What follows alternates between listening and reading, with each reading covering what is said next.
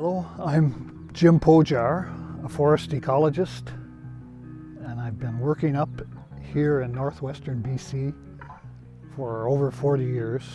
I live in Smithers. The first key point is that the trees, like the trees in behind me, when they grow, they fix or take up carbon from the atmosphere. They take up CO2, and they combine it with water that they get from the soil, and through light from the sun, they then produce oxygen and wood, and the tree grows.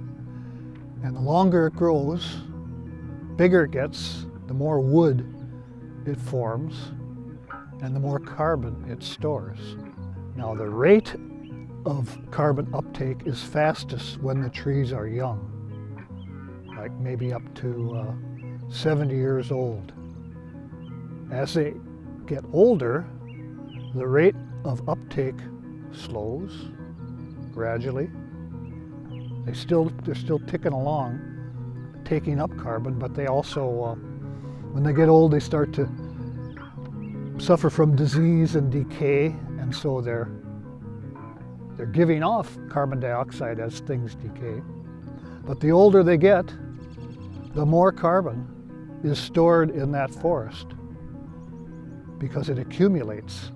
It's like a bank of carbon that just accumulates over time. The older the forest gets, the more carbon storage there is, even though the rate of uptake slows down.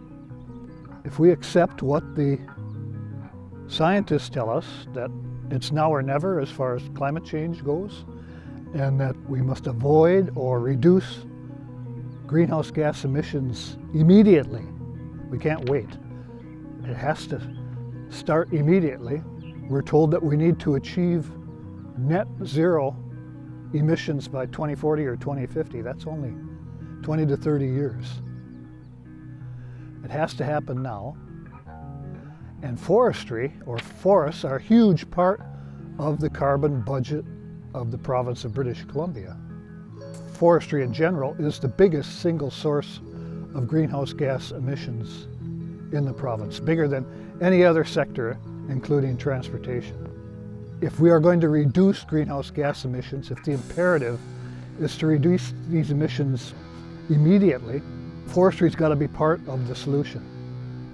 The main things to focus on is that the benefits of carbon storage now in existing intact natural forests, the benefits are immediate. That carbon is there, it's being stored.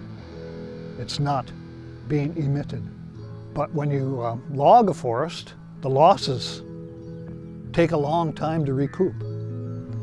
And the greenhouse gas emissions, mainly carbon dioxide, increase after that logging.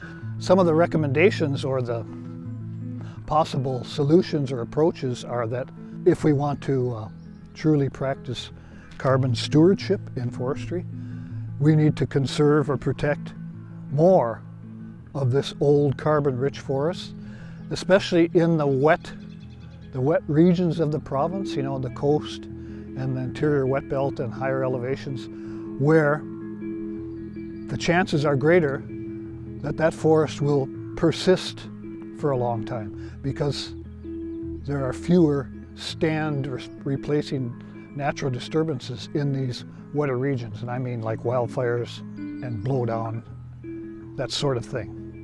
Fire's a natural part of the system, especially the interior, but we have to try and manage it and try and reduce the size of these big catastrophic fires because they give off a huge amount of carbon. We need to reduce the allowable annual cut to sustainable levels throughout the province.